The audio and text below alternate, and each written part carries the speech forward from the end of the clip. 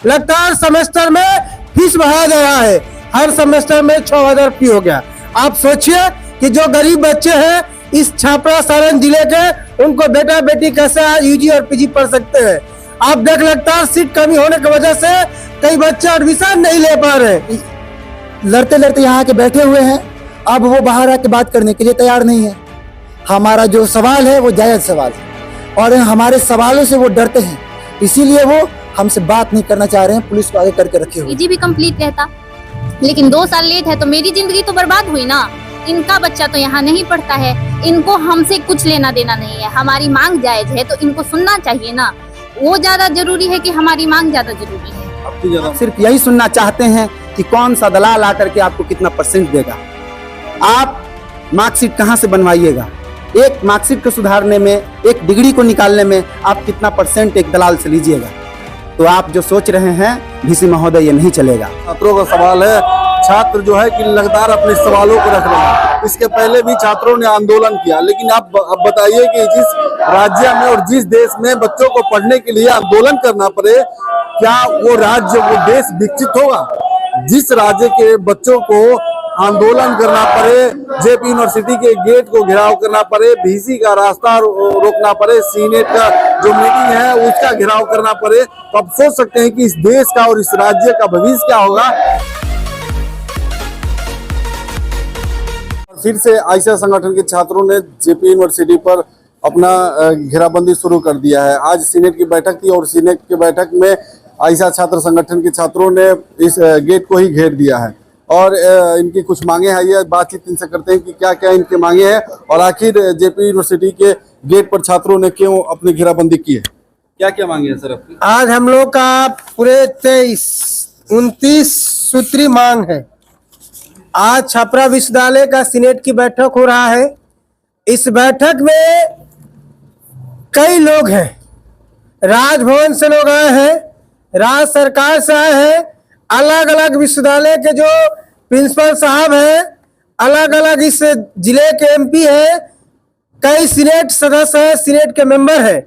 लेकिन इस सीनेट जो हो रहा है विश्वविद्यालय के भीतर में, छात्रों का कोई प्रतिनिधि नहीं है। इस सीनेट में छात्रों के लिए क्या बात होगा? ये छात्र विरोधी सीनेट है। हम लगातार मांग कर रहे हैं विश्वविद्यालय पदाधिकारी महोदय से, कुलपति महोदय से कि यह सीनेट जो चल रहा है हमारी बातों को सुना जाए और हमारी समस्याओं को हल किया जाए। लगातार हम देख रहे हैं, हम विश्वविद्यालय में कई बार जो छात्रों के सवाल को लेकर, छात्राओं को सवाल को लेकर के हम लोग यहाँ पर आते रहते हैं, लड़ते रहते हैं, लेकिन आश्वासन मिलता है लेकिन काम नहीं होता है। इसके पहले वाले बैठक में आप यहाँ पर आंदोलन किए थे, उससे क्या समाधान हुआ? कुछ समाधान नहीं हुआ। वीसी साहब बात बोले, उसके बाद कोई काम नहीं किए।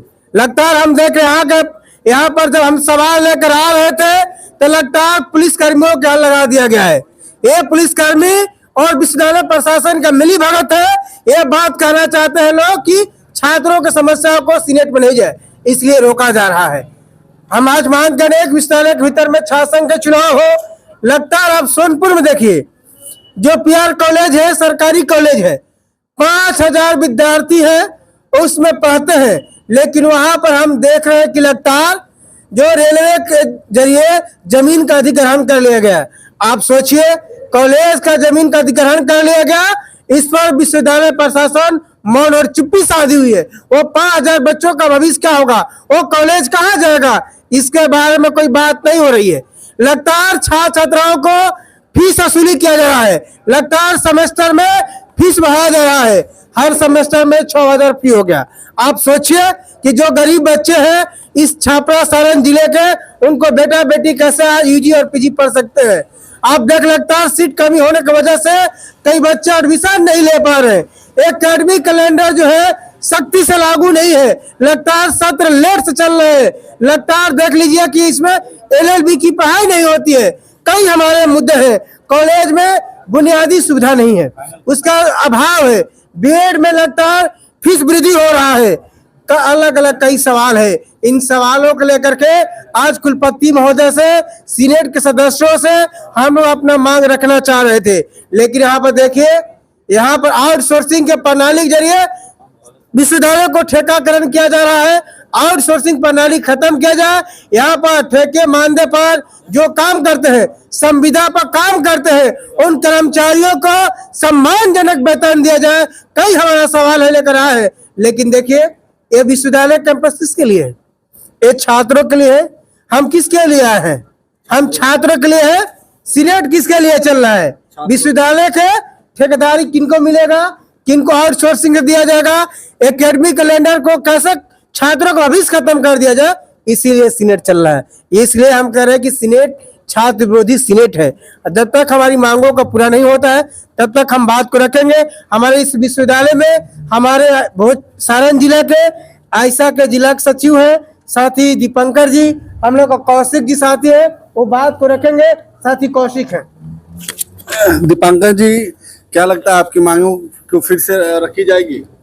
देखिए, हम लोग पिछले साल 25 सितंबर 2024 को विश्वविद्यालय का घेराव किए थे और उस समय हमारे कुलपति महोदय ने हमारी 20 सूत्री मांगों को सुना और आश्वासन दिया कि जनवरी तक सभी मांगों को बारी बारी से ठीक कर दिया, मान लिया जाए, उसको सुधार कर दिया जाएगा जो गड़बड़ी है। लेकिन हम लोग देख रहे हैं कि जो सत्र तब लेट था वो सत्र आज भी 1 साल, 1.5 साल, 2 साल लेट है। जो परीक्षा परिणाम तब आए थे उसमें जो उसके मार्कशीट में जो गड़बड़ी हुई थी वो गड़बड़ी आज तक है। इसके साथ कुछ तो परीक्षा ऐसे हैं जिसका परीक्षा परिणाम अभी तक नहीं आया है। तो ये लगातार छात्रों का समय बर्बाद करने का ठेका लेके बैठी हुई है विश्वविद्यालय। हम लोग तब भी मांग किए थे, अभी भी बैठे हुए हैं। आ रहे थे तो कुलपति महोदय ने पुलिस को आगे कर दिया।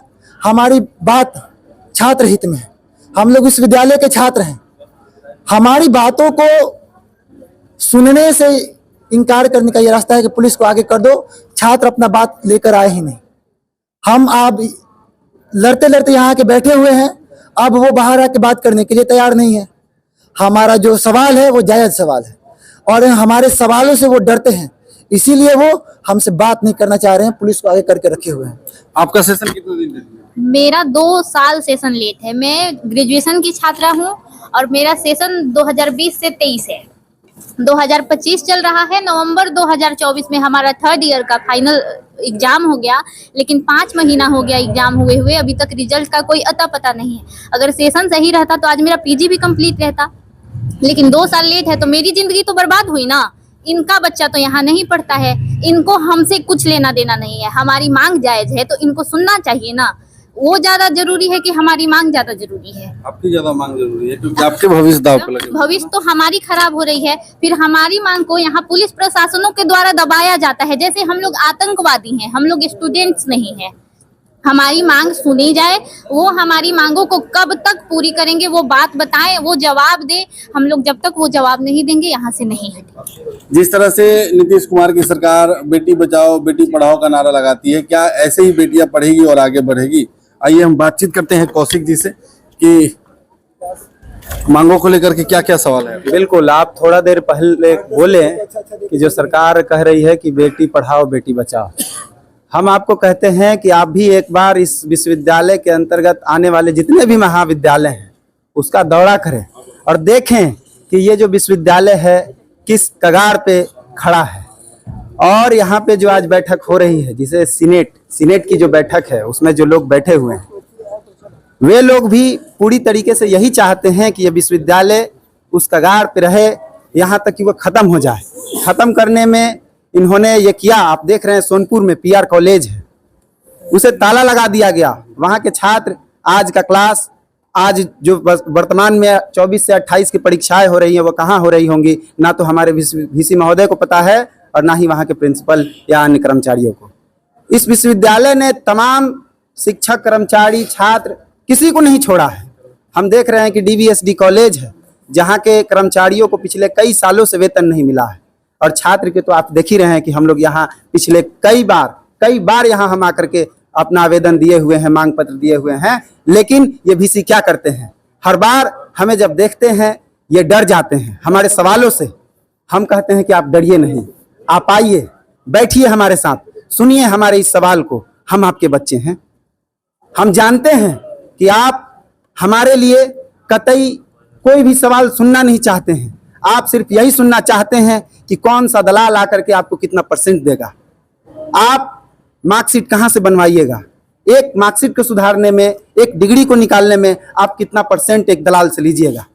तो आप जो सोच रहे हैं VC महोदय, ये नहीं चलेगा। छात्र संगठन आयशा और ये छात्र जो हमेशा आपको अलग अलग सवाल को लेकर के आते हैं और आपसे बताते हैं, इन सवालों को लेकर के इन छात्रों का एक दिन सब्र टूटेगा, और जिस दिन सब्र टूटेगा अंजाम बहुत बुरा होगा। हम इसलिए ये बात कह रहे हैं क्योंकि बाकी साथी बता रहे थे कि इससे पहले भी हम लोग बहुत बार यहाँ पे आए हुए हैं, इसी जगह पे बैठ करके, शायद आप लोग भी आए हों, आपको भी पता हो, है ना, हम लोग सवाल को रखते रहे हैं। लेकिन विश्वविद्यालय के भीतर बैठे हुए ये तमाम दलाल, हम दलाल कह रहे हैं, हम उन्हें किसी भी तौर पे पदाधिकारी कर्मचारी नहीं मानते हैं, क्योंकि हम देख रहे हैं कि इन्हीं के वजह से जो हमारा महाविद्यालय है, हम जगदम्ब महाविद्यालय के छात्र हैं, और जब हम जगदम्ब महाविद्यालय में जाते हैं तो देखते हैं कि मसरख से, एकमा दाऊदपुर से, मढ़ौरा से आने वाली छात्राएं, उनके लिए टॉयलेट तक नहीं है, वो 8 घंटा कैसे रहेगी। जब हमारे कॉलेज में मूलभूत सुविधाएं नहीं होंगी, बैठने के लिए बेंच नहीं होगा, डिपार्टमेंट में सफाई कर्मचारी नहीं होगा, एक प्रोफेसर HOD खुद जाकर के अपना टेबल साफ करता है, उसके बाद 12th से लेकर के और मास्टर तक का पढ़ाई करता है, आप सोचिए ये विश्वविद्यालय कहां जाकर के खड़ा है। इन्हीं सभी बातों के साथ हम लोग यहाँ आए हुए हैं, और ये खुली चेतावनी है उन दलालों को भी, हमारे VC को भी, कि अगर आप नहीं सुनिएगा तो हमारा सब्र का बांध टूटेगा, और जिस दिन टूटेगा छात्र संगठन आयशा आपको यहाँ से उखाड़ फेंकने की काम करेगी।